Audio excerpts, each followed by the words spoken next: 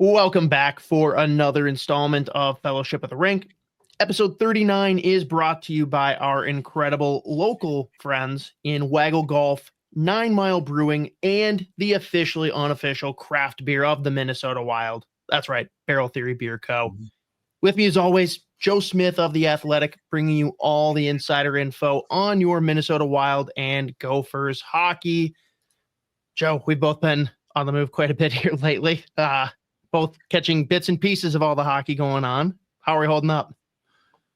Going up pretty well. I was actually in my old stomping grounds, Tampa, last weekend. My wife had a work trip for her company, and me and our son joined her and saw some friends there, and we got to connect with some people she works with. So kind of a role reversal where she might join me on some of my trips, hockey-wise, and then tag along. So different. But yeah, I've been watching, obviously, the Wild playing. I know you got to see up front the Gophers obviously playing in a rivalry matchup over the weekend. We'll talk about that one too, but certainly a lot of things to talk about right now. That's for sure. Yeah, I definitely was catching bits and pieces of Gophers and Wild games just due to limited bandwidth, not talking availability, talking internet. Out in the boonies, farm country in southern Minnesota. Joe, you would appreciate this, though. Like, I have to throw this out there. I don't know if you saw the receipt that I took a picture of and threw out over the weekend, but we're in a boonie bar.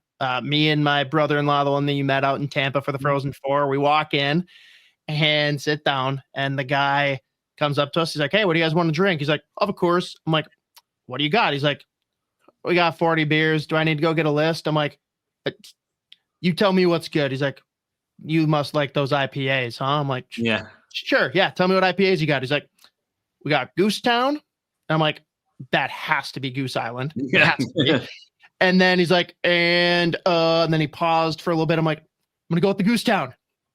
Brings it out. Sure as shit, it is Goose Island. Nice. But it gets way better because I had one more Goose Town. We leave. Not only did he only charge me for one Goose Town, the receipt legitimately said Goose Town. It was Goose Town, one word in their system. So like, he's absolutely convinced that, like, I don't know if he's the owner or if someone else is the owner, but like, they are absolutely convinced that the beer is called Goose Town. Do they not look at the label when they see it? Like, I don't know, dude. I know there's a goose on it. Like, and right. I get that, but we should start nicknaming all our favorite beers. I know, right? What if we were in a rural, tiny bar in the middle of deer hunting? What would we call this beer? Yeah, like, what would we call, like, name your favorite, like, Minnesota, like your Barrel Theory. Barrel Theory has really great names for their beers, so it's kind of hard to mess with them. But it's like Modest StreamYard. Like, what do you call that in Podunk Town, Wisconsin, or wherever like that? Dreamtime. Living the dream, or like I don't know, something like that. But like, I was in Tampa, and so I had Highlight from Cigar City Brewing Company. Dude, they're good. They're good. Which is one of my favorites. So I had to get that. Is the Highlight one of your favorites, or is that one of your favorite breweries? Highlight overall, the beer. I don't know if they're my favorite brewery, but like that one, if you have a couple, 2 or 3, you get the fuzzies, as they say, the next day, because they're pretty strong. We had them at our wedding, actually. That was one of the beers we had at our wedding, and we have people who were out of town who were unfamiliar with it and really cared to enjoy it very much. So, and the next day they were paying for it. But nice. When we were down there, they had a lot of good ones, but I got to tell you, my favorite was Florida Man, and it might be the best beer that I had. Although you saw us slapping down those, what do they call it down there? It was, I don't know. It was basically a blue Gatorade. That's 6%. And you were having, I was writing my story, and you guys were going crazy at the bar. Well, you saw how that game ended. What was I supposed to do? Yeah, well, you weren't the only one. I'm sure a lot of people in that area right there are heading back to Minnesota the next day. We're going through it. But that is something that Gopher fans are hoping not to have happen this year. And obviously they are having a team that's, you don't want to say it started something special yet, because it's still I mean, it's November. Mid-November is a pretty good time to get a good gauge of the newer guys, but pretty good weekend overall. You think? Yeah, don't you know? Yeah. Border battle sweep, 3-2 wins both nights, both coming from behind, which I think is a good thing, right? Like this is a team that's kind of dominated thus far outside of, obviously game 2 against Penn State being the one that no goal until 26 seconds left. But good to kind of see them battle through some adversity, especially on a road rivalry matchup such as this. But I think the biggest thing here, and it feels weird, it's not like he was playing awful. It's just we have such high expectations. Jimmy Snuggerud's looking dangerous again, and exaggeration maybe a little bit, but with all the talk going around about Ovi now maybe catching Gretzky this year, he's the closest thing I've seen to just literally, here's my spot. If you let me get the puck in this spot, it's going in. Like it's basically the whole left circle. If he's anywhere in that circle and he gets the puck clean, it's in. Absolutely. And we had Jimmy Clark on our podcast a little bit ago and asked him what attribute you'd rather take from one of your teammates, and he said Snuggerud's shot. And I think you probably asked a lot of the Gophers' entire team. I think most of them would probably say the same thing. Just the way it comes off his stick, just how accurate it is. Like something, obviously, a reason why he's a top prospect for the St. Louis Blues organization and why he's one of the best players, West goal scorers in college hockey coming back for this year. So, there's certain guys, I'm not comparing him to this guy, of course. I covered him forever in Tampa, Steven Stamkos. Yeah. But you knew it was coming, right? But he could shoot it from every angle. He could shoot it from every kind of pass. You get a pass that was short or long or ahead of him. He could shoot from his knees. So there's certain guys that no matter what, they can score on it. And the key is accuracy, right? Ovi, I think, kind of like a bull rush, he just goes right through you, right? Stamkos was a guy who could pick a corner. He wasn't just aiming to shoot; he's aiming to score. And I feel like Snuggerud aims to score an awful lot, right? Not just trying to get it on net; he's just finding spots. So clearly, with all the talk about the fourth line this year and Matthew Wood being the new guy on the block who's been playing well. Jimmy Clark, the wild prospect who's been having big games, but this team doesn't go as far as it needs to go without Snuggerud having some big goals and big moments. So I think that's probably a good sign if you're Bob Motzkow when you have a guy who's one of your leaders coming back and showing up like this. Yeah, absolutely. And like you said too, we've gotten to a point now. We've gotten to see some of the young guys and how they're fitting in. Brodie Ziemer. Holy crap. I don't know if you saw that one, Joe, the SportsCenter top 10, SportsCenter top 1, it should be. What a beautiful goal to score in overtime against your rivals on the road to close out a series. You can't write it up much better. What do they call it? Like you just swept it in, kind of thing, or, Yeah. the description for it. But yeah, there'll probably bigger goals he scores eventually in his life, but that'll probably be up there in his top 3 or 4 whenever he ends his career, just because of moment where he was, kind of the skill level to do it, against a rival like that. So, and for college hockey to make the ESPN top 10, pretty big deal. So, obviously, heck of a goal. Heck of a goal. And I think too that the bigger surprise and bigger thing to watch this year hasn't even necessarily been the integration of the freshmen, which has gone pretty well for the most part. Wouldn't be a shock to anyone in the locker room, but I think a lot of fans don't really talk about or don't really appreciate the games of the juniors, looking at Connor Kurth, who obviously has excelled on that line with Wood and Clark, but also Brody Lamb. He has looked incredible this year. Both those guys have kind of been leading the charge. And I just feel like it's a huge boost that we weren't really expecting or talking about. They weren't the highlighted guys. And the fact that they're popping means that if everyone else continues to follow suit, again, this team is pretty tough to stop. Yeah, we talk about their depth going into the season and wondering where they would come from. And all joking aside about the fourth line that they've described it as, this group is pretty solid the way around. And not each one of those lines can hurt you on a given night. And And everyone, which I think is a great part about the best teams, is every line or every player has ownership in the group, or every line feels like they have a really strong carved out role. And it feels like this group has that. And that's how championship teams are built, is having those guys that aren't just the one that just has their first goal in the playoffs. Like, these guys have been coming through in big situations in league play and everything like that. So, again, we'll do caveat of it's early for a while now because it's college hockey and not as long time as NHL, but you getting to start to see guys have their moments, and those ones are that they're going to cling to and look back on when we need a big moment, going into the playoffs. Yeah.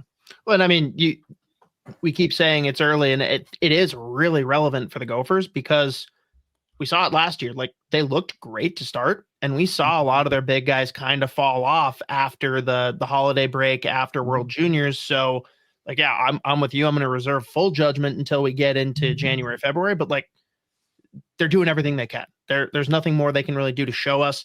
We got a weird series this week, the in-state Thursday, Saturday. So everyone heads up, Thursday night, home game, Gophers hosting Bemidji Beavers. This is one of those ones where, again, unranked team playing in the CCHA, but it's a disciplined, gritty team. You can't ever discount the in-state rivals. It's going to be one to watch just to see how disciplined the Gophers are and see, can they put the hurt on a team that is just as disciplined as a Bemidji. So we'll see what happens there. For sure. The bigger games coming up, and don't want to be trap games for the Michigan State series and all that stuff like that. But all the part of the schedule, and kind of similar to NHL, like, you're a Wild team that goes off to a really hot start. You maybe lose some games you think you should win, like against Philadelphia and then Chicago the other night. A long road trip, or not a long road trip, but like a back-to-back 3 and 4. I don't have your best effort, but find a way to get a point. Like, what was some of your biggest takeaways from where the Wild are now, a month after the season? Yeah, it's weird seeing how well they've done.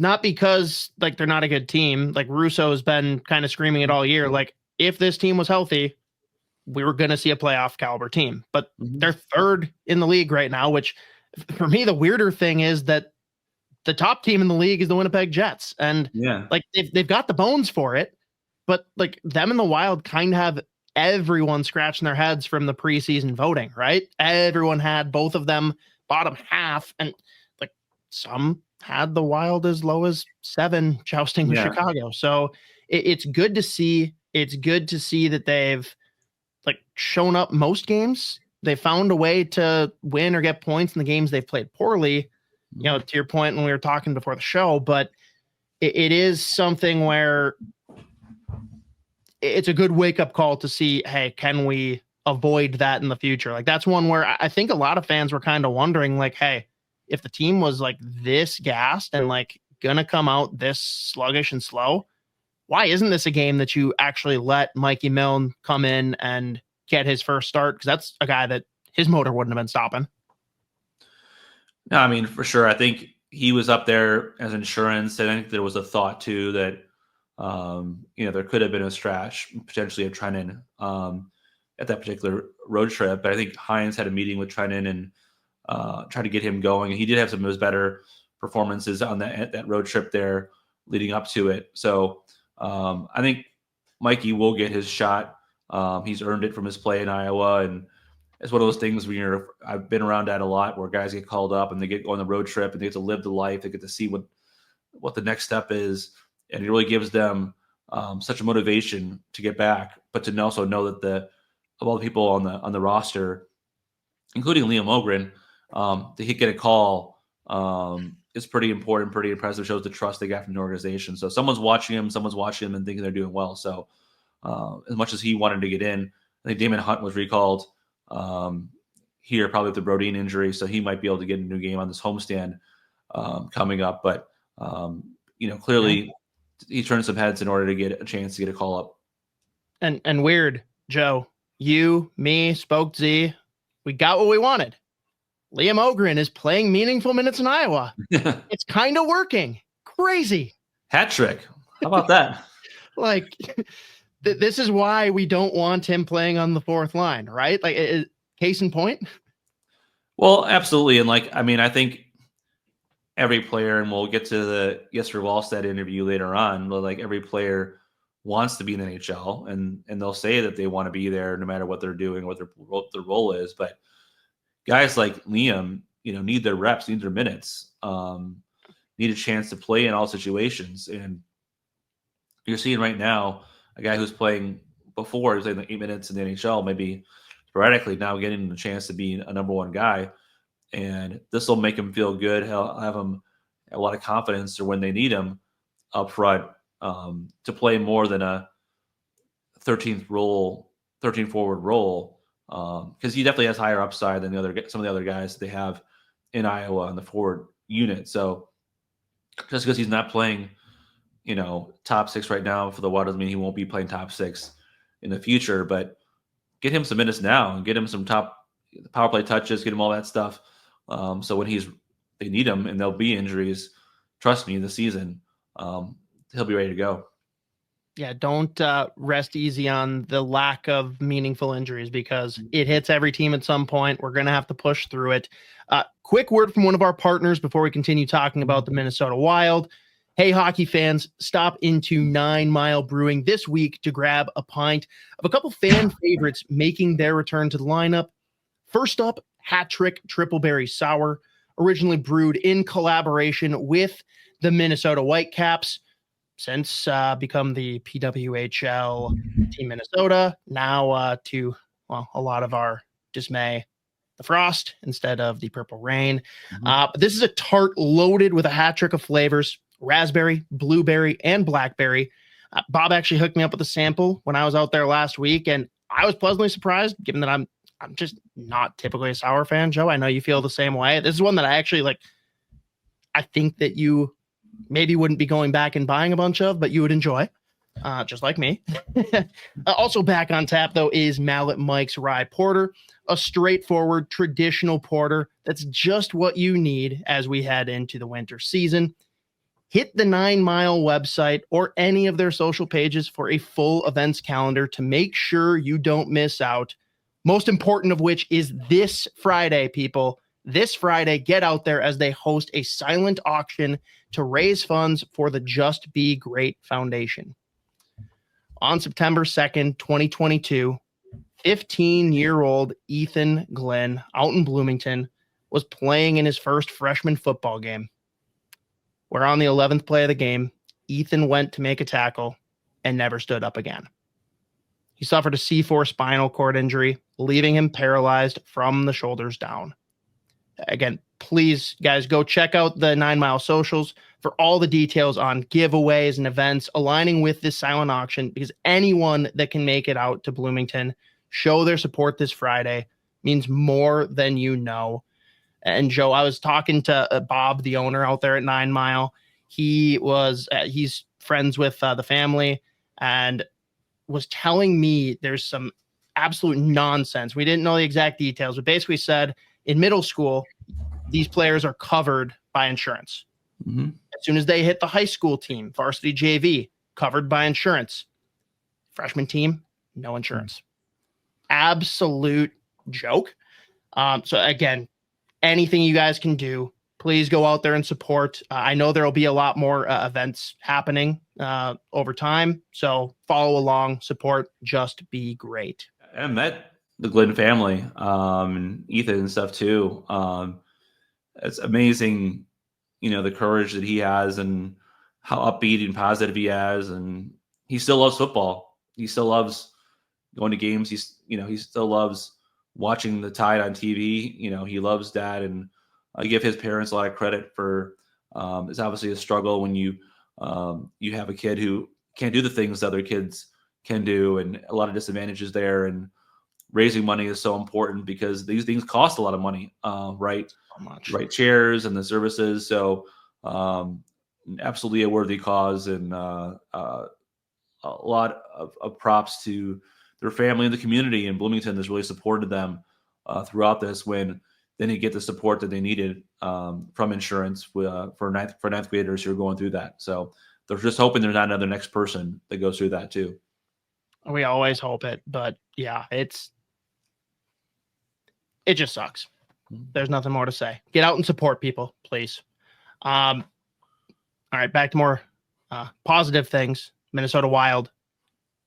Not only are the Wild torching, Kirill Kaprizov second in scoring behind Nathan MacKinnon. I think there's a lot of people that would tell you this isn't a shock, but it's still very jarring for any Minnesota fan to say that there is a Wild player that is at the top of scoring. It's a pretty welcome surprise, though.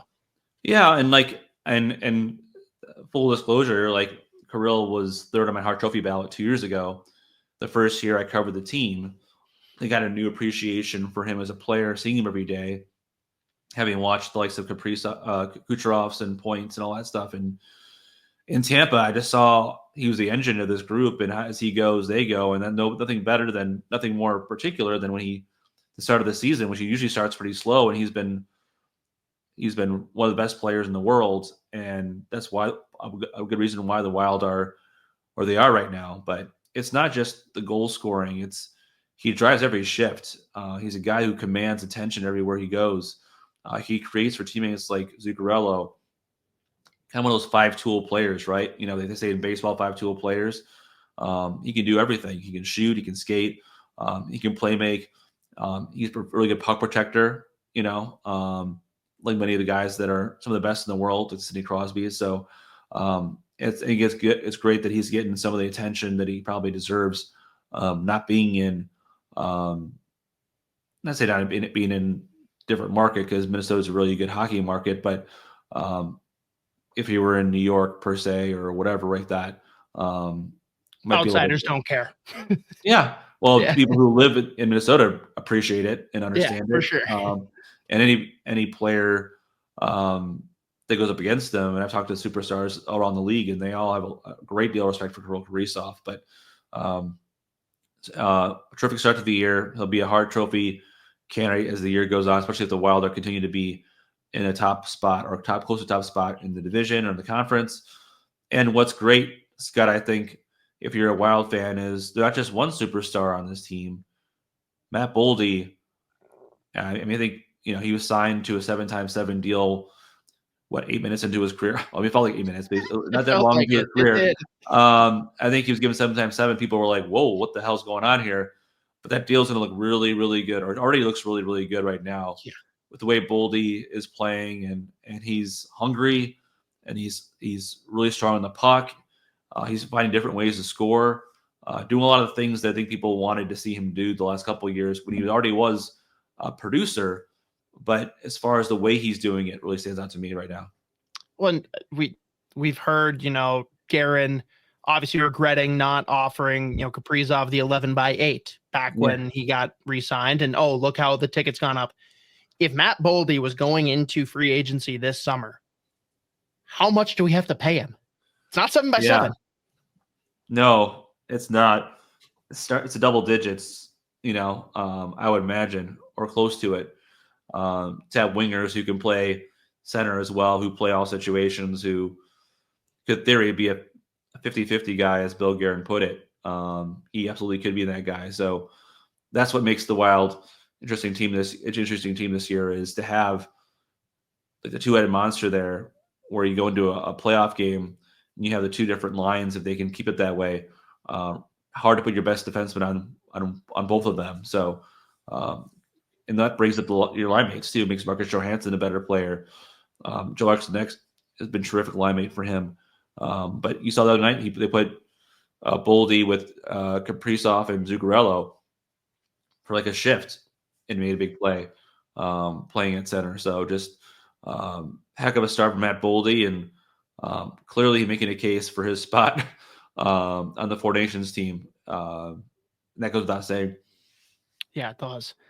Last thing here before we get into some Jesper Wallstedt, the hard chain, Joe, which I'm sure there's some fans out there that are going to roll their eyes and compare this to the hashtag grit first mantra, but I don't know. I feel like there's definitely something behind it. And I know, Russo just released an article, I guess yesterday as this comes out, or 2 days ago, maybe. I'm bad with days. We're just going to say it came out recently regarding the hard chain.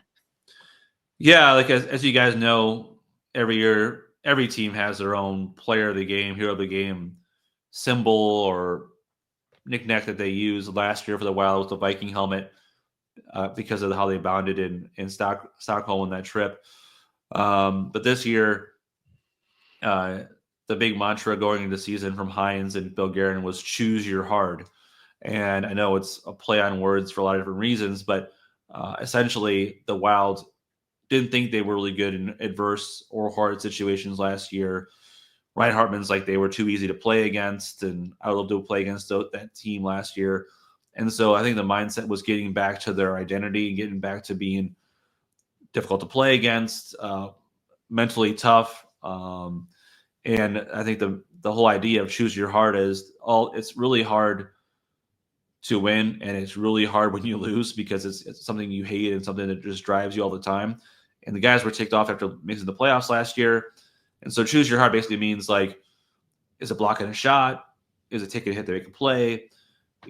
All these little sacrifices you have to do in order to win games. And I think that's where it became kind of the rallying cry. And as Mike Russo put in his story, talked to a lot of the players and the key people and how it was actually put together, including a Home Depot run by Ryan Hartman. Very creative of him, but it's caught on, and it helps that they've had such a great start and had a lot of players they can hand it to, right? But they're all gimmicks. They're all kind of their own thing, but this has one that actually has something where a coach or a GM has a slogan, but it's also bought into by the players enough to where they have this idea to do this. I think that really is a really good synergy for a great idea. Absolutely. Yeah. Hopefully it keeps going. I want to like get a tally at the end of the year though, of like what the most ridiculous thing is that someone got it for. Well, hasn't Kirill not got it yet? Hasn't Kaprizov not, or he might have got it once or something like that, but they give it to guys that it could have been, a fight or a physical presence, or like Fleury got it for, when he had his milestone performance. Like, I don't know. Everybody has their own, but I don't think if they could give it to Kirill every game if they wanted to.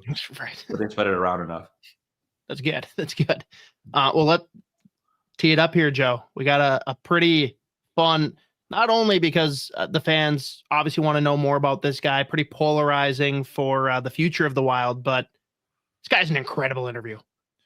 No, he's great. And I've got a chance to talk to him and sit down with him several times. He's on the beat. And like he said at the end, he just loves great conversation. And he's so free-flowing and interesting guy. Like Jesper Wallstedt's a guy who loves a lot of different things. He's not just a one-trick pony as far as a hockey player. And he also isn't afraid to share his opinion, as you'll find in this interview too. Like I asked him point blank, what's best for your development? Be in the NHL or having a net in the AHL, and how does he handle the 3 goalie rotation expectation people have, and so many different topics that I think he's pretty candid about, which we love doing these kind of interviews. So learn a little bit more about the future number 1 goalie for your Minnesota Wild, Jesper Wallstedt. This interview is brought to you by our friends at Waggle Golf. Waggle Golf believes what you wear on the course should reflect your individuality, who you are, where you're from, your hobbies, interests, and passions. All the stuff that makes you, well, you. That's why every design is inspired by the desire to create a piece of apparel that strikes a chord when you see it, that makes you say, wow, that was made for me. Because in a lot of ways, it was. Ready to get your waggle on? Go to getyourwaggleon.com, throw in promo code SP10 at checkout to take 10% off your entire order.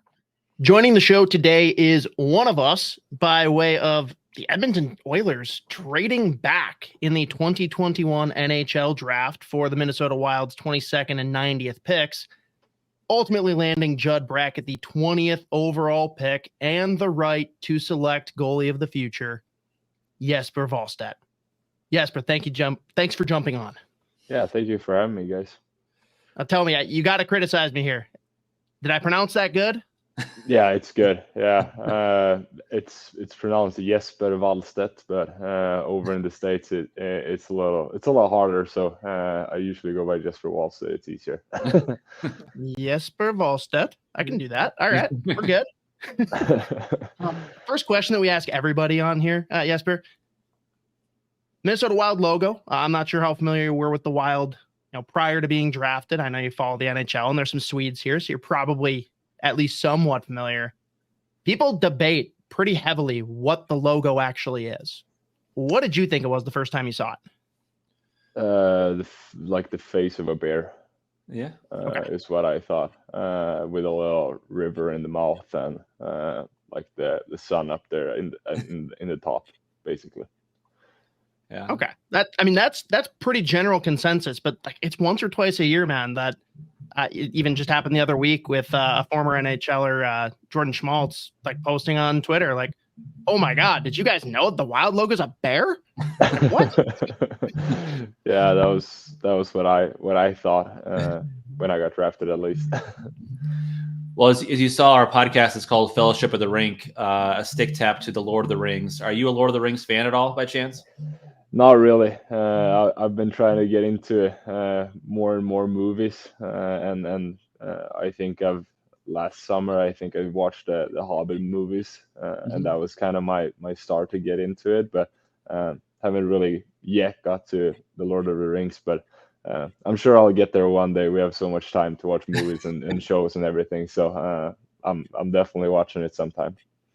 Well, what's your kind of like quote unquote nerd itch, or what's your kind of off ice thing that kind of be a little bit of weird, I guess? Do you have a book series you like? Do you have certain movies or a TV show you like, or do you collect stuff? I know you're a video gamer, so that's one thing that's part of your thing. But like, what's your kind of your nerddom there? So I think I've always been a hockey nerd overall. Like I love everything in and around hockey, and obviously I play a lot of video games. I enjoy following Counter-Strike Global Offensive, which is the game I play, and I follow the Swedish team there called Ninjas in Pyjamas, which I've done since I was young. I love soccer. I follow Man United. It's my team, and that's basically it. Just started to get into the NFL as well, so watch some American football as well, and follow the Vikings, obviously. So a little bit of everything. I like to keep my days occupied with sports or other stuff and things to do. I talked to you a while back, and you had mentioned something about playing video games with some of the Wild players like Gustafsson and maybe Kirill, and like you're a rookie, so you're trying to get in on the games, right? So what game is that you guys played, and did they let you in finally to play against them kind of virtually? Yeah, no, that's Counter-Strike, the team or the game I play, and finally this preseason and during camp, me, Gus, and Broads have played a lot, and a little bit with Marat and Kirill as well. So finally got a spot for a while at least, but ever since I got sent down, it hasn't been a lot of video games since then. Who's the best gamer of all the group in that game? Who's the best in the Wild that you've put up against? I'd say I'm the best. Obviously, I got to, but Gus is pretty good too. He knows his game, and I'll say down here Ryan O'Rourke is pretty good as well. Okay, and who's the mark? Who's the guy that everyone's like beating every time? Oh, that I can't say that. Can't give that away. We could always give good credits, but I'm not going to throw anyone. That means that there's definitely an answer, though. There is someone who's clearly the answer if you won't answer it. So that's okay. We can work with that. Yeah, you're not wrong. I love that. All right, Jesper, tell me the generalization out there that everyone places on goalies that you guys are all just kind of weird. Is that fair and well-founded, or is that a bit of a misconception? Yeah, I guess that could be fair. I think we overall just have our own interests, and I just think that the way the role is played, we're kind of like our own team within the team. We have so much pressure on us, and we can either win or lose a game by ourselves, and we just have that much pressure on us, I'd say that we have to be a little bit weird. We have to do our superstitions to stay hot, and we just have our own things that keeps us in our bubble, kind of to perform, I'd say. And then that maybe comes with a couple of weird interests and other stuff outside as well. But that's a side note. So what are some of your superstitions? I'd say I'm one of the lesser the goalies that have a little bit less superstitions and so You're on. the normal. I'd like to say, if you ask someone else, they'd probably say I'm not, but no, I'd like to keep everything the same. It's pretty simple. If anything happens that isn't supposed to happen, that's fine. I'm not. I'd say I'm more of a guy that has a lot of routines, but not superstitious really. If anything doesn't go my way, then that's fine. I'll figure it out and do something else instead. So, but I like, especially off ice, I like to keep my my days pretty similar, and I'd like to stay within my routine. Like, I got to spend some time with you in Iowa last year, and obviously you've been in North America for a few years now. What's the biggest adjustment to North American life? Like, what was the biggest kind of shock for you? Was it the food? Was it kind of TV? Was it just anything else? Like, obviously, a lot of guys who were from Sweden learned English language pretty early on from school, but like, what was the biggest adjustment, I think, North American life, like off the ice? Just a lot of small stuff outside. Just for once, the tip in outside could be one thing. Like, we never tip in Sweden. Over here, the tipping culture is a lot different from what I'm used to. All small things like that you probably don't really think about, but when you come from another country that we aren't used to, it just adds up. I wouldn't say it makes it harder or makes it difficult. It's just something you're like, okay, you're noticing all the small things, and you kind of just think about it, like, oh, they're doing it this way or that way, and you aren't really used to it. But overall, I felt like the transition was pretty smooth, and I've really enjoyed my time over here. Okay. Tell me then, going back to Sweden, what makes a good or bad Swedish meatball? It's gotta be homemade and by your own parents or grandparents. That's what makes it good. Whatever you grew up on, it's what makes it good. It's hard to try to copy the recipe. Even if you have the same recipe, it's just that love they put into it when they make them makes them good. Can you make a good Swedish meatball? I wouldn't say so. I'd make an all right one, but no, my parents and so on definitely makes better. Watched that Becoming Wild episode on you, and I know your mom was bummed you moved out, got your own place. But like, what's the biggest thing you miss from being home? What's the biggest thing if you're in Iowa or St. Paul? Like, what are things you miss about your hometown? Like a place or a restaurant or like a thing your mom does or whatever. Like, what's your thing you miss the most about being home? I would say obviously it's the family. Just knowing, like, when I lived at home, my dad was always there on every practice, every game. He was there all the time, and you have their support, but when you're home and you see that every day, you miss that sometimes. And obviously you miss just being around your parents, being able to go home for a little bit and just hang out with them. I miss my dog back home. I miss all my friends that live there, and I meet every summer. But I'd say overall it's just the people that are there and the ones you have relations with that you can't really see for 8 months is definitely the hardest part to leave when you go over for training camp every year. Your dad obviously was a goaltender, so was your brother, who I know you're close with. Like, was that something you always felt you'd be a goalie, or was there ever a time where you're like, hey, I got a pretty good shot, I can play forward here? Like, what was your transition into that position? No, I think I've always wanted to be a goalie and a defenseman. Those were the two I try to be up until I'd say around 12 years old, and around that time it came down to, okay, you can't really play both anymore. And I know my brother and my father was pushing me to become a defenseman, because they're like, okay, we have 2 goalies, it's enough. Like, just get a player here instead. We want to see someone that can score goals or something. But I just told them straight up, I'm gonna be a goalie, and I think that turned out pretty good. So, but I really enjoy still going out shooting a little bit, and putting on the player skates and go out on the ice. I think it's super fun still. I remember your debut in Dallas. It was TNT broadcast, and Henrik Lundqvist was on the panel there. And I know you grew up watching him and kind of idolizing him. You remember the experience at the goalie camp you went to? What do you remember the most like vivid thing you can think of like what struck you kind of about, getting the chance to meet him, take a picture with him? I just think everything about his personality is something you can't take for granted for a goalie that is that big, and an idol for a lot of young guys in Sweden. He's such a great guy, and just has his own camp. He meets probably 40, 50 goalies, young goalies every summer, and he's just super nice, takes his time with everyone, signs stuff, and I think he just makes a lot of young Swedish kids want to be a goalie. Just the way he treats everyone when he has those meetings, and when you get to go to his camp and meet him.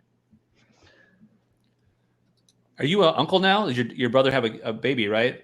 Is that right? Yeah, he has 2 now. So yeah, I'm an uncle, which is pretty surreal. What's the your favorite uncle activity?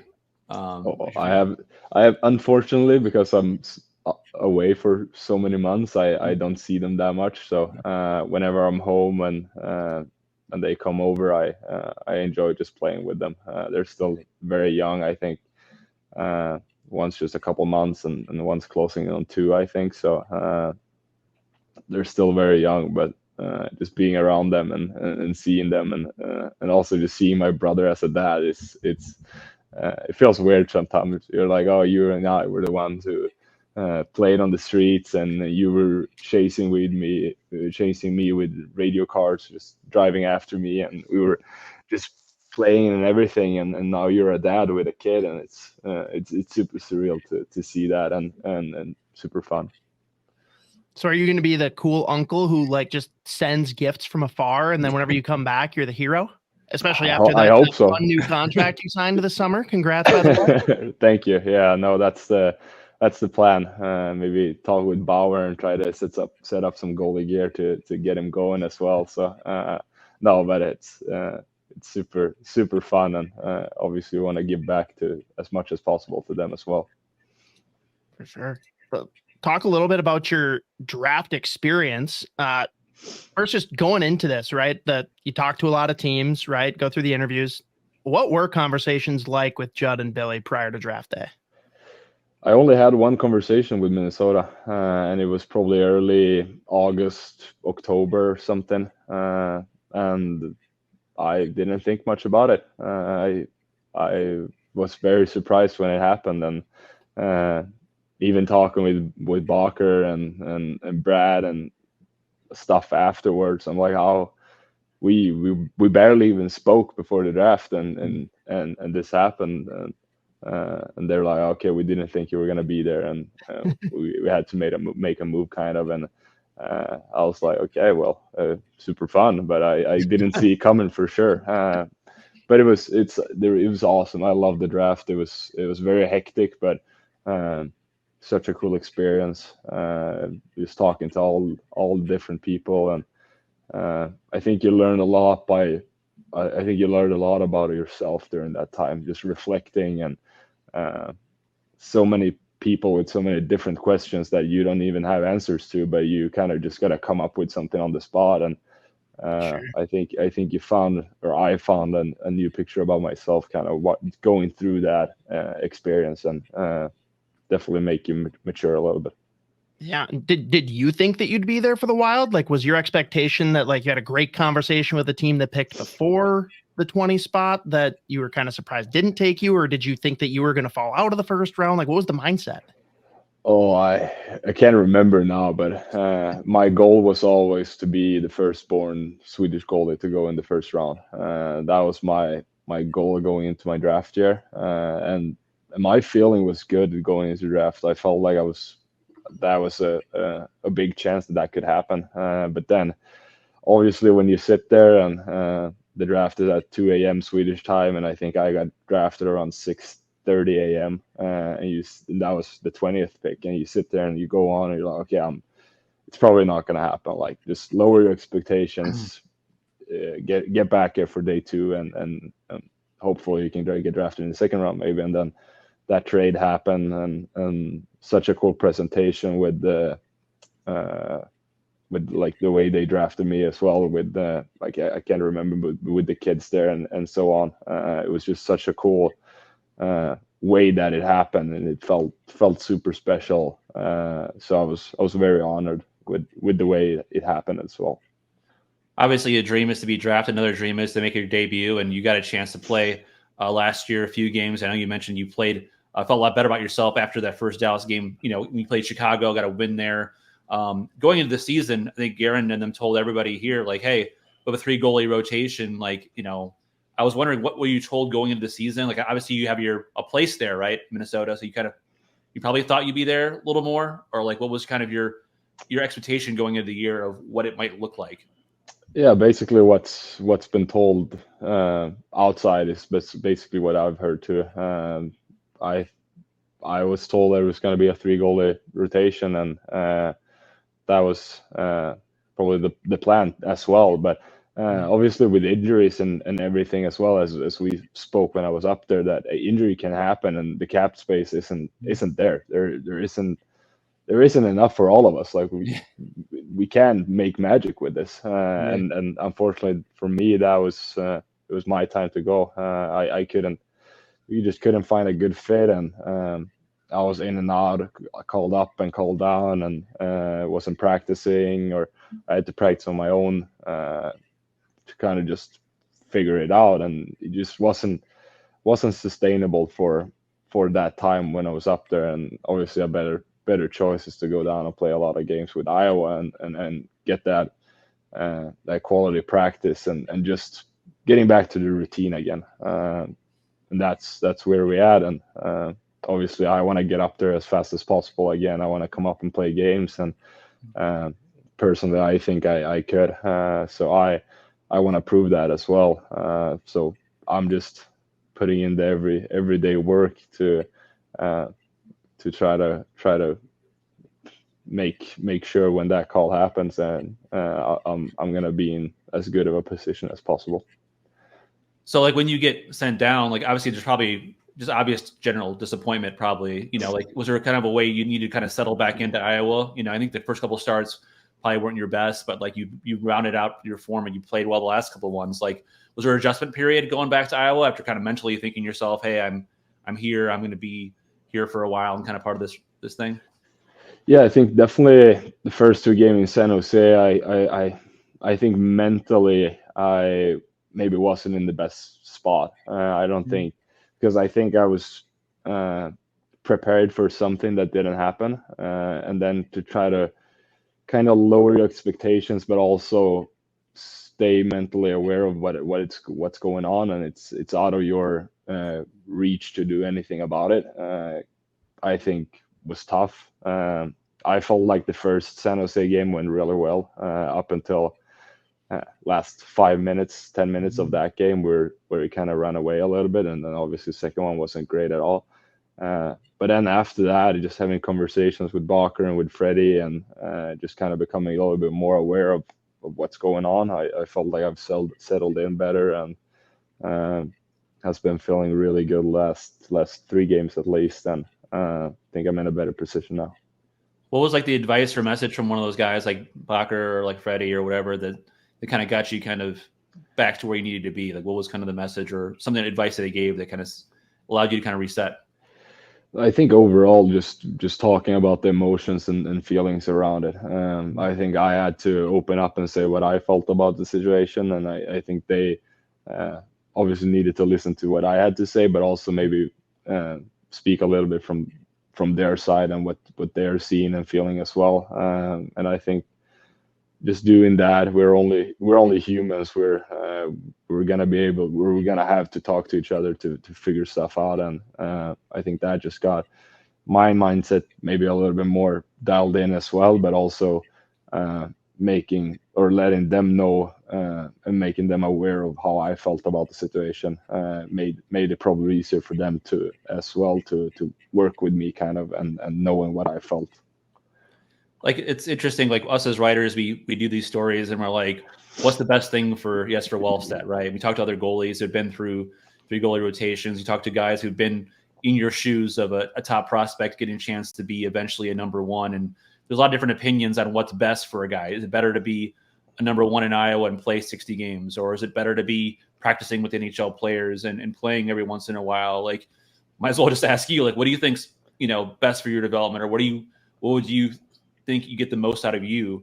Is it more so playing, having a net you have every week? Or is it something where, hey, I like practicing against Kirill every day and being around these guys? Like, what's kind of a thing that's better, you think, for you?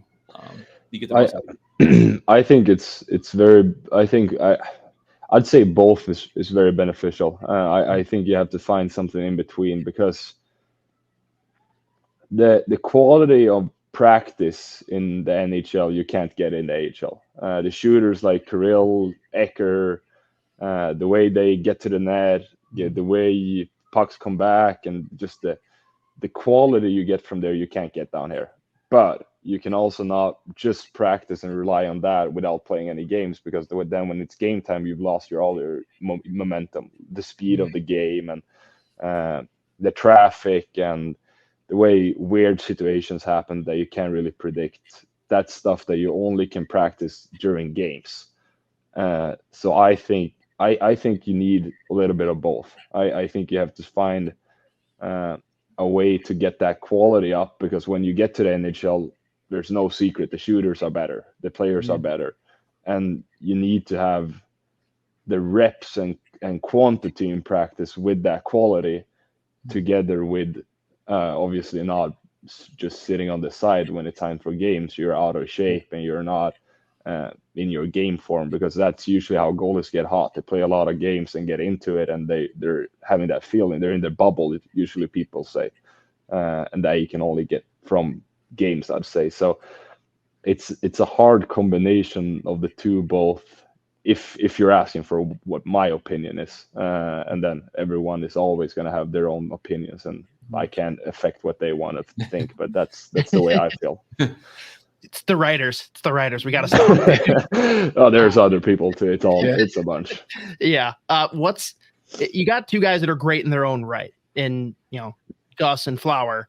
Yep. But both very different playing style, both very different personalities. Like, what are some of the different things you've been able to learn from both of them? Yeah, obviously, Flowers, there's just so much to learn from. There's not a single day where you don't look after what he's doing and just enjoy being in his surroundings. He's a great human being, and the way he competes in practice, and there's just so much good stuff. And then you also have Gus, who's been through the same goalie school kind of that I've gone through as well. There's so much technical stuff you can learn from him and look at, and we pretty much play almost the same game style, and we have pretty much the same game plan, which is very useful to see as a young goalie coming up and seeing that works. And when you have a lot of technical questions, you maybe go to Gus and see what he feels about it. But when there's a lot of other stuff, you can always go to Flurry, because he just has answers to everything, and maybe can crack you up a little bit too if that's what you need.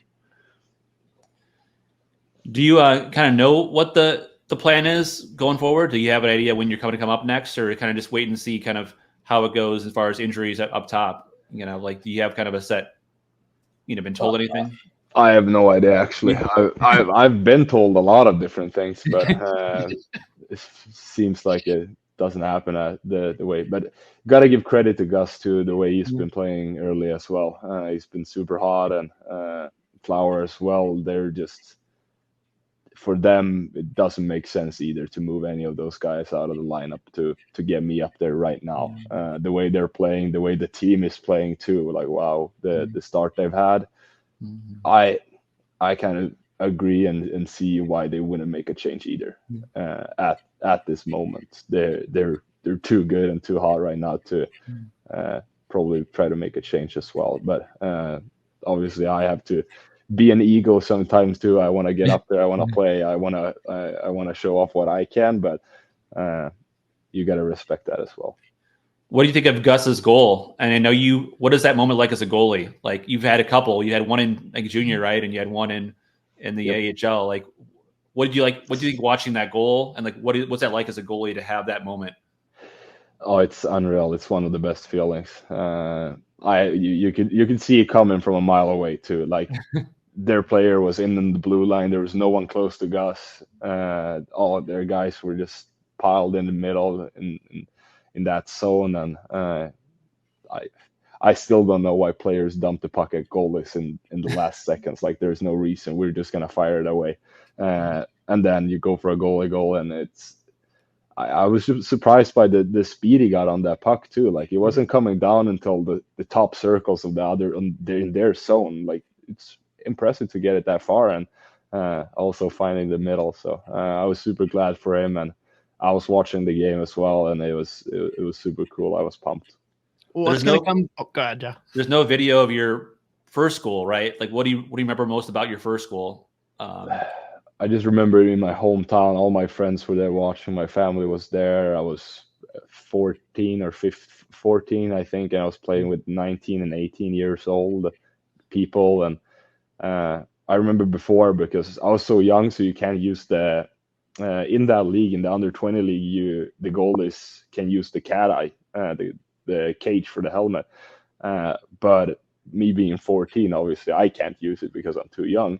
But I used it anyway, because who's gonna figure out? And apparently they figured out. So they told the refs to switch my helmet, and I always carried a backup just in case if it would happen.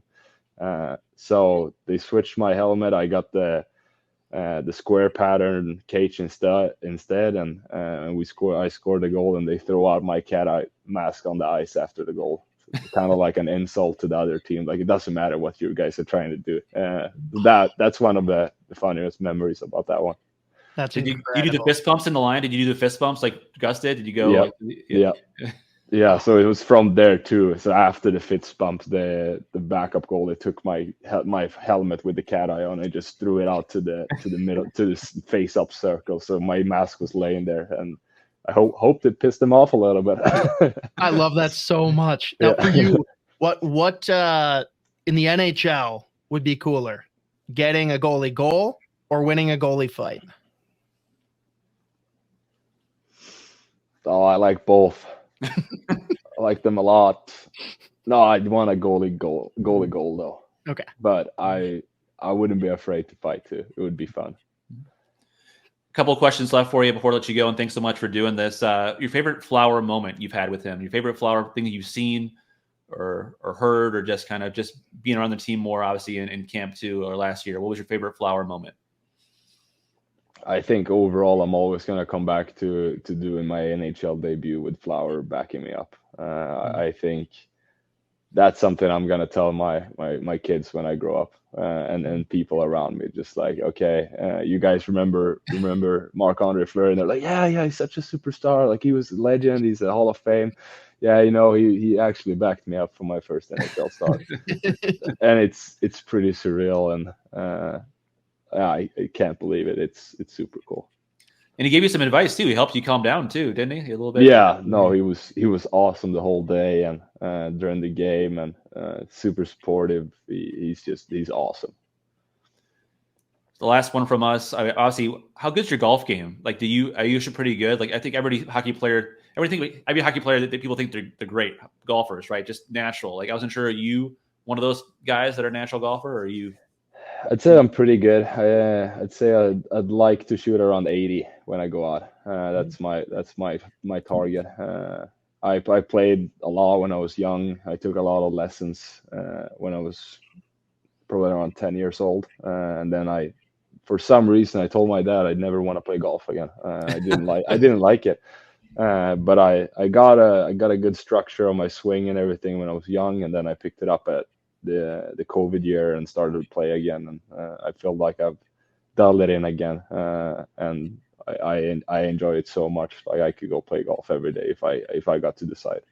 Man, I did the same thing as you, except when I picked it back up, none of it. Now I'm just at the point where it's like, I'm not going to go out and just be like the absolute worst on the course. Yeah. So I just don't really play very much now. No, my dad, he was like, you got to take lessons again now so you can get to swing back. Nope, I'm teaching myself. If anything, I'm not paying for lessons. I'm not getting lessons. I'm a professional athlete. I should know how to how to play golf. Yeah, and that's less gifts you get to send over to the niece and nephew, right? Yep. Final question, brought to you as always by our good friends at Waggle Golf. First, make sure you head over to getyourwaggleon.com, throw in promo code SP10 to take 10% off your entire order. Who would make up your dream golf foursome? So 3 guys you want to go out and golf with. It could be celebrity, athlete, dead or alive, you name it. Who are the 3? I'd go with Cillian Murphy, who plays that's a great answer. Tommy in Peaky Blinder. I'll go with Henrik Lundqvist. Okay. Figured. And yeah, that was pretty obvious. And then I'd go with Rory McIlroy. Okay. That's a good spread. And honestly, you're the first one to say Cillian Murphy, and that might be one of my favorite answers we've gotten so far. He's so cool. That's my favorite actor, and I love Peaky Blinders. I've watched it probably 3 times now, and it's just the best show ever. So good. They're supposed to be bringing it back. Yep. One last movie, I think. I hope it's gonna be good. It needs to be.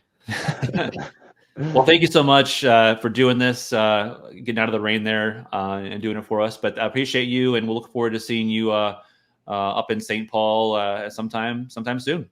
Yeah, thanks for having me. This was awesome. Thank you. All right, thank you again, Jesper Wallstedt. I think I got it as close as I could based on his coaching. Yeah. But not much more to say. Guy laid it all out there. I love, though, Joe, that he's a guy that is like focused, locked in, wants to get his spot on the team, but also isn't sitting here like bitching and complaining. Like, he's very realistic. Like, yeah, like if I were them, I wouldn't call me up right now with how those goalies are doing and how the team's playing, but you bet your ass I'm coming for it, you know? Yeah, like he has that swagger to him. Like he wants to and believes he's an NHL player, but he's smart enough to know like the team's on this incredible run. The guys in front of him are more established, and they're not giving anybody a reason to pull him out. So he's like, why would you? Even as much as he was disappointing when he went down initially, and they told him just to get a place in Minneapolis and said, hey, you're going to be here.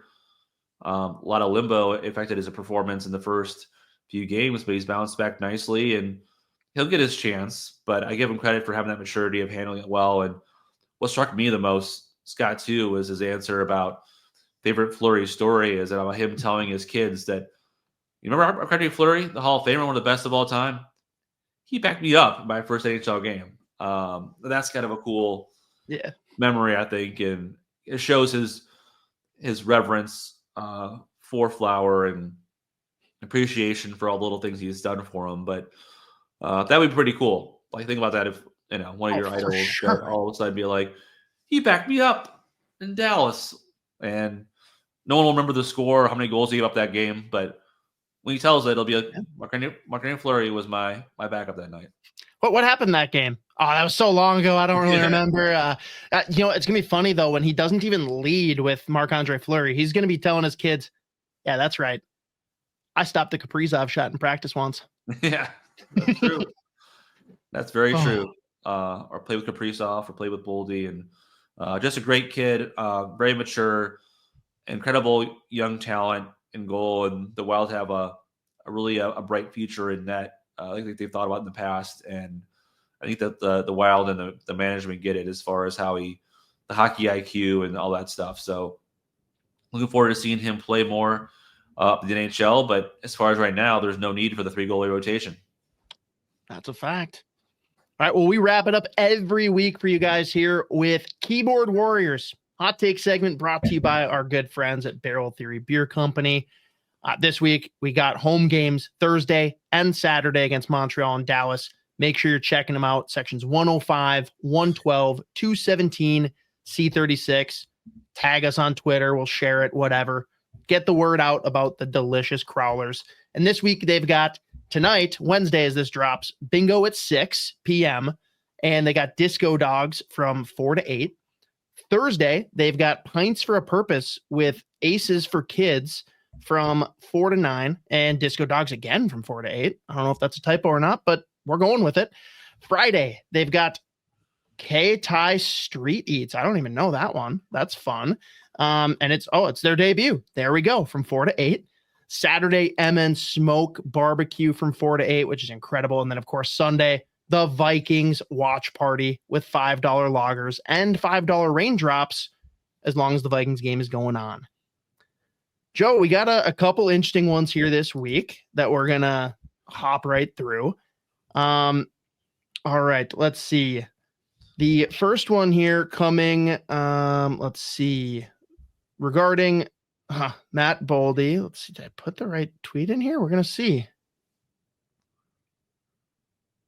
Oh, yeah. So we're talking about Matt Boldy here. Let's see.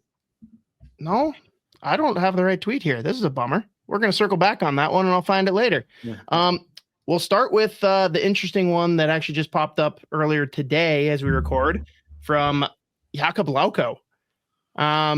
So the Spit and Chicklets account put up the post about Landon Sim from the London Knights getting a 5-gamer for calling a player Mennonite. Lauko comes in and says, not trying to offend anyone here. It's usually the way you lead a post when you might offend someone. But are we actually trying to make junior hockey as soft as possible? I want to lead here by saying I think context is probably pretty important, and the words that maybe surrounded it. I don't know, because I asked this of other people, Joe, because I honestly maybe ignorant. I didn't know if like Mennonite was like a slur or like something that you would say as like an attack on someone. Now, again, the words that are wrapped around that word can certainly change the inflection and the meaning, but it was one where I like stopped and I'm like, why did he say this? But at the same time, I was like, I guess I don't know. Like, is that a big deal? It must be if they gave him a 5-gamer. I just don't know. Yeah, and like that's a tough one. Like I think where he's coming from, I don't, like he said, he doesn't want to, it to get to a point where leagues are quote unquote getting soft on stuff. And it's a touchy subject when you talk about different things that could be considered offensive to other people or that. But yeah, I don't think right now that he was trying to drive a point home about that. I think more so of defending what the play and what everything should be like in the OHL or what the experience people have had in that league for it. So there's certainly a lot of other issues in the OHL off the ice or other, junior hockey leagues that have been going on with what's been going. But I just don't think that this was something that we haven't had him on the show yet. We haven't talked to him about this in particular, but I don't think it was something where he's meant to driving home a negative point regarding the use of that term. I think it's just regarding making sure that not want to make hockey. Calling names being a 5-game suspension is maybe weird. Yeah. No, I feel it. And yeah, again, this isn't going after him. It's more just an interesting take that we had to kind of address here because I know everyone saw it. The tweet blew up. I did find the other one here addressing Matt Boldy. A little technical difficulties on my side. So we got Chris Shad and Alex Micheletti going back and forth here. Chris says, also, the Matt Boldy only scores against the Sharks bit is still a thing. And Micheletti replies, Chris, he leads the team in goals. What more do you want? He's scored against Toronto, Florida, and Tampa, 3 of the top teams in the Eastern Conference. Chris rebuttals with, and yet none of those teams are ones he'll have to beat to get the Wild deep into the playoffs. I don't think he's trash by any means, but he's more Mitch Marner than the hockey god people made him out to be. Would love to be proven wrong. I'll let you tackle this to start, Joe. I got plenty of thoughts. Are we really nitpicking goal scoring the first 10 games of a season against, like, this guy's already been like a 40-goal scorer in the league, right? And I've seen him score against all these top teams, right? Like, it's fair to say, and it's fair to point out the lack of playoff success for Matt Boldy and for the Minnesota Wild in particular.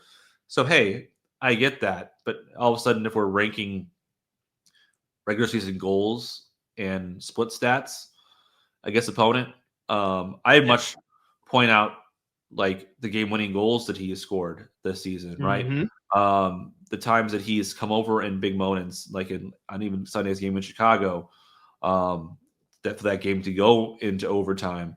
So for me, it's less about every goal you score has to be against the Colorado Avalanche. It's, are you scoring the goals that either tie the game or put your That's team a bad ahead? one this year, Joe. That's a bad one this year. Or yeah, sorry, Everyone's scoring goals against Colorado. I got your point. I got your point. And that for me, like, you know, if someone hits 40 home runs in baseball and they hit 12 against the Marlins, they still have 40 home run hitter, right? That's you know, right. like they play in the same division as the Florida Marlins or whatever.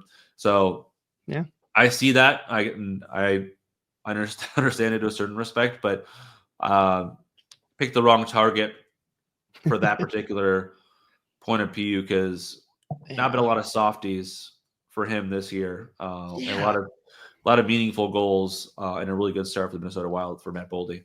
Well, it's like, what do you want him to do right now to prove that he can score playoff goals? He can't score playoff goals right now. That's just not possible. Yeah. I don't know how we can work that. And it is just funny how, like, if someone compared me to Mitch Marner as an insult, it'd be the best day of my life. Like, I'm sorry to say, like, he's not trash, but he's more Mitch Marner than hockey god. Like, what does that mean? Like, I get the point of it is like, oh, Mitch Marner doesn't like do what he needs to in the playoffs, but it's really weird that we're going to take like one of the better players in the league who somehow, because he plays in Toronto, people think he sucks.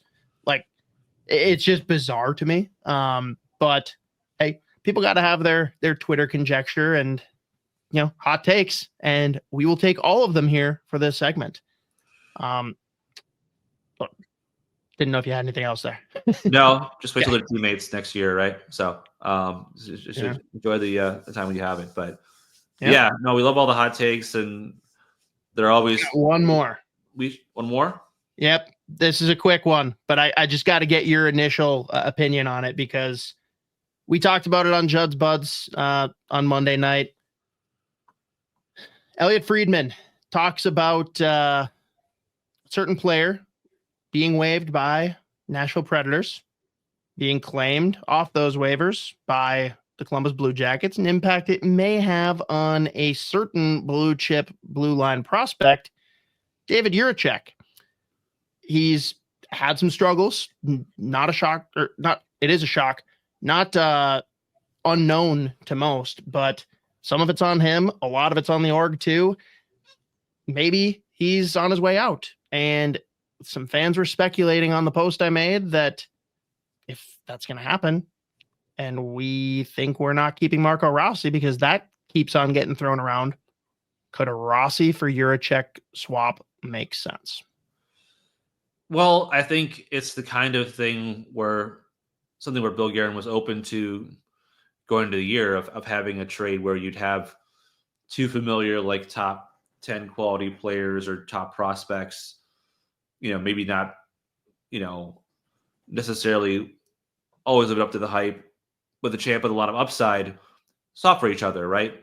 But I think Rossi, after last year, and I think this year, I know he's been up and down recently, but I think he's one of those guys it'd be too early for me to give up on him at this point. Just knowing how long this franchise worked to develop a homegrown number one center. And the fact that they're hoping Yurov comes over next year and is ready to go and is that top 6 guy. And I get why it could be crowded in the top 6 with all the different guys that are there. You can't play everybody in the top 6, whatever. So, but I just think we'd let this one play out a little longer. There's not a significant, unless there's injuries, need on the blue line. You will see most likely Zeev Byam show up and play for the Minnesota Wild after the Frozen Four this year. Not that you couldn't use a prospect like Jiricek and like that, but I just don't. I see the idea of having a trade where you have a top prospect, 2 guys that maybe aren't in the team's future on either side, being solved for each other and getting a change of scenery. But I still think, for Rossi's concerned, having depth up the middle and having a guy who could be in that spot and potentially grow into 25, whatever. He thinks he can be a 30-goal scorer. We'll see what happens. But I think let him play out a little bit more. He's still going to be RFA in the summertime. Decide if you want to do a bridge deal or you can trade him then. That's where I'm at. I think this summer is when it would make a lot more sense. And to play the other side, because I'm with you, Joe. I don't want to move on from Marco Rossi. I think that point has been made very clear. But you've got a fan base that's a little concerned about what was once a flush blue line like development system, right? And people are starting to think that a lot of those are falling off and not going to pan out as NHLers. Jiricek is a guy that has quite the pedigree, but it's the same kind of thing for their side too, right? Like they don't want to give up on him, but oh wait, we could get a center like Marco Rossi, who weird. Maybe Dean Evison would be like, yes, please. But I hope Rossi's not on his way out, but it could be one of those things where, hey, maybe Yurov does come in at the same time as Boyum, give or take, depending on how deep his team goes this year.